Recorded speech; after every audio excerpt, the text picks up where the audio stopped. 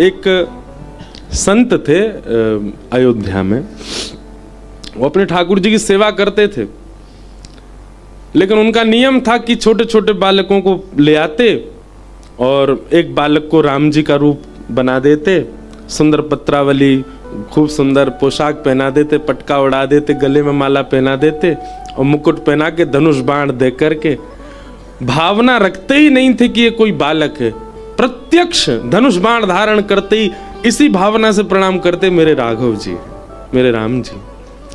और फिर नन्ही सी एक बालिका को चुनरी उड़ाते, उसको बढ़िया सुंदर श्रृंगार करके और तैयार करके और नथनी नथ बेसर आदि पहना करके तुरंत यही भावना रखते कि ये श्री जी हैं, हमारी जानकी जी हैं, किशोरी जी। स्वरूप सरकार प्रत्यक्ष उनके प्रति वही भाव रखते थे कि ये साक्षात ठाकुर जी। एक दिन बाबा ने बहुत सुंदर झूलो तैयार कियो, झूलो सजायो, झूला, और झूला पे दोनों स्वरूप सरकार बैठाए दिए और बैठाए करके उन्हें झुलाने लगे। अच्छा, एक हाथ से झुलाते जाएं, पद गाते जाएं, और कछु रसिक जन और उनको बैठा देते कि इनको देखते रहो, निहारते रहो, साक्षात सिया राम जी हैं, यही भावना रखी हो। और बीच बीच में दौड़ के जाते, रसोई में कुछ सामग्री बनाने लग जाते। अब स्वरूप सरकार थक जाएंगे तो कुछ पवाऊंगा उन्हें।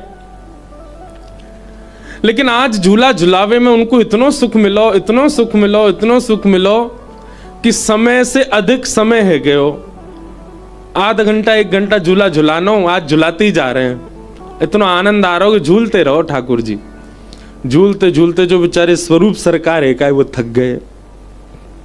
अब जानकी जी जो ही कहीं किशोरी जी, वे तो बड़ी भोरी भारी बेचारी थक गई, फिर भी बैठी। लेकिन राम जी जो बने थे लाला, वो बड़े चंचल। उन्होंने कि बाबा रोक दो, अब थक गए हम। वो नहीं नहीं बैठे रहो, बढ़िया लग रहे हो दोनों, और मुंह को देखने में बहुत सुख मिल रहा, झूलते रहो। झुलाते गए। थोड़ी देर में वो राम जी जो थे बेचारे खींच गए। तुम रोक रहे हो कि नहीं रोक रहे? बोले मैं ना रोक रहा हूं, हम तो झुलाएंगे। और झुलाते झुलाते झुलाते सोई राम जी जो थे वो झूला पे से कूद गए चलते हुए में से। बेचारे ने गिर गए तो फिर उनके नेत्र सजल है गए।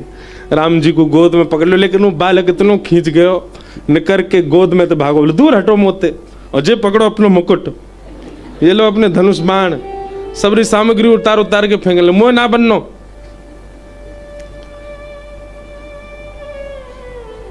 जब स्वरूप सरकार श्रृंगार उतार के इस बात से इनकार करने लगे कि मैं राम नहीं हूं, तो बाबा रोने लगे, चरणन में गिर गए, लिपट गए बालक से। ऐसा मत कहो, ऐसा मत कहो, आपको मेरी सौगंध है, ये बात दोबारा, मेरे मन में भावना आती नहीं है कि आप बालक हो, आप क्यों कह रहे हो? बोले ना मैं राम ना हूं, कल ते मैं नहीं आऊंगा, कोई और बालक ढूंढ लो। चरणन में गिर गए, बोले आप ऐसे मत बोलो, आप ही मेरे राघव हो, आप ही मेरे साक्षात राम हो, आप ही मेरे प्रभु हो, आप ही मेरे इष्ट हो, ऐसा मत कहो। जानकी जी बेचारी चुपचाप झूल ही रही है। वो सीधी कोई भोले भाले बालक हो मैं कही, लेकिन राम जी नहीं माने, जोर जोर से अपना मोह मिटाने लगे, सबरी पत्रावली छुड़ाने लगे। तो बाबा को बोले नहीं मानोगे? वो नहीं मानूंगा। नहीं मानोगे? नहीं मानूंगा। वो ठीक है मत मानो, मैं कुआं में कूद रहा हूं। तो वहीं पास में कुआं था और बाबा जाके वह कुआं में कूद ही गए, और कुआं में पानी था ही नहीं, थोड़ा कम था, नीचे कूद गए, गिर गए, और नीचे गिर के रोने लगे। बोले तुम मत मानो मेरी बात। ऊपर से वो बालक बेचारे घबरा गए। तो राम जी ऊपर से देखने लगे, अरे बाबा तू कूद काहे गयो, तू ऊपर आ जा, अरे बाबा तेने ये काहे कियो। जब तक राम जी देख रहे थे तब तक बाबा, नहीं मैं नहीं आऊंगा, आप अपनी जिद करो, फेंक दो मुकुट उतार के, धनुष बाण तोड़ दो, बार बार कहो मैं राम नहीं हूं, मैं तो यहीं प्राण त्यागूंगा अपने। इतने में ही झूला झूलते झूलते धीमे हो गए तो जानकी जी उतरी, और जैसे ही जानकी जी दौड़ के आई और उनने जैसे ही कुआं में झांक करके नीचे देखी, बोले बाबा, बस बाबा शब्द सुनते ही वो महाराज जी इतने व्याकुल हो गए। बोले अरे जानकी जी आप मत देखो नीचे, ये बहुत गहरा है, यहाँ की गहराई बहुत है, आप डर जाओगी, हमारी श्री जी डर जाएंगी, आप मत झांको नीचे। बाबा ऊपर आ जाओ। हाँ मैं आ रहा हूं, तुरंत आ रहा हूं, अभी आ रहा हूं ऊपर, आप नीचे मत झांको। तुरंत बाबा कोई रस्सी वस्सी पकड़ करके ऊपर पहुंच गए और ऊपर जाकर के श्री जानकी जी को हृदय से लगा के खूब रोए। आज मेरे इस कृत्य की वजह से जी राम जी तो इन पर कचू कचू लगे, कन्हैया को असर आ गो है, ज्यादा खींचन लग गए। पर मेरी जानकी जी आप डर तो नहीं गए? आप मत झांके करो नीचे ऐसे, कहीं आपको भय लग गया हो तो, डर लग गया हो तो फिर कैसे करूंगा? दूर बैठे सब अयोध्या के संत जन उनको दंडवत करते, प्रणाम करते, कहते बोले इनकी भावना देखो, ये साक्षात स्वरूप के प्रति ऐसा व्यवहार करते हैं जैसे मानो साक्षात सिया राम जी हैं। सब उनको वंदन करते, सब नमन करते।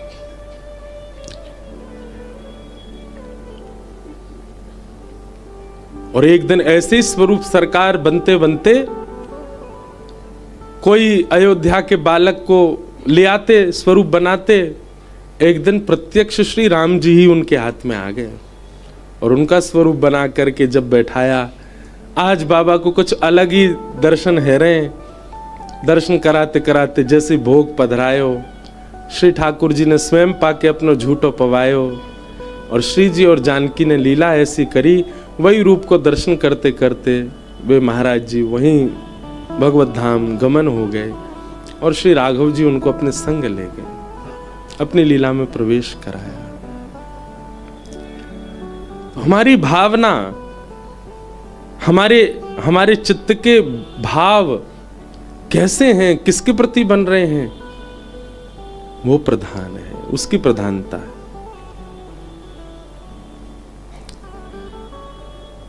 तो साईं के आंगन की ये कथा अद्भुत है। हमारे कोकिल साईं अपने मनस्थ भाव में, मानसी भाव में श्री जानकी जी को विरह ना हो, इस भावना से कोकिल बन के जाते थे।